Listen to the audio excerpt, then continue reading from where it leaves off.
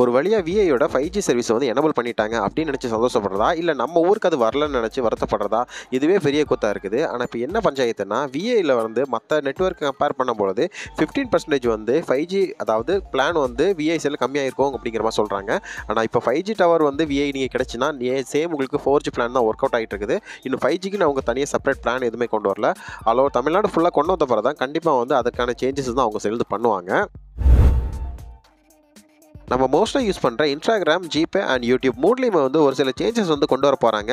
First இன்ஸ்டாகிராமை பொறுத்த வரைக்கும் நம்ம அதிகமாக ரீல்ஸ் பார்க்குறோம்ல, ஸோ அதுக்கு வந்து ஸ்டாண்டர்டில் இன்னொரு ஆப் வந்து செப்பரேட்டாக வரப்போகுது அப்படிங்கிற மாதிரி ஒரு சில இன்ஃபர்மேஷன் சொல்கிறாங்க.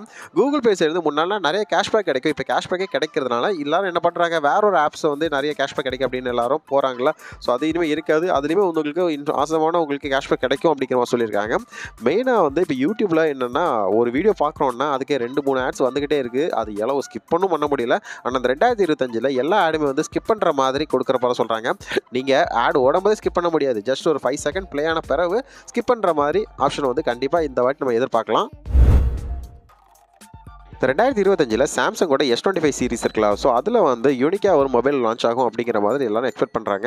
அது வந்து சாம்சங்கோட S25 வந்து ஸ்லிம் அப்படிங்கிற மொபைல் இருக்குமா, இல்லை வந்து அல்ட்ரா மொபைலை வந்து அவங்க ஸ்லிம்மாக கொடுக்க போகிறாங்களா அப்படின்னு பல ரூமர்ஸ் வந்து இருக்குது. ஆனால் எதுவுமே வந்து அவங்க செல்ல அஃபிஷியலாக வந்து கன்ஃபார்ம் எதுவுமே பண்ணலை. பட் வந்து ஸ்லிம்மாக ஒரு மொபைல் வந்து இந்த லிஸ்ட்டில் இருக்கும் அப்படிங்கிறது மோஸ்ட்டாக ஒரு இன்ஃபர்மேஷன் வந்து நம்ம டெக் நெட்வொர்க் பார்த்துக்கு சுற்றி தான் இருக்குது.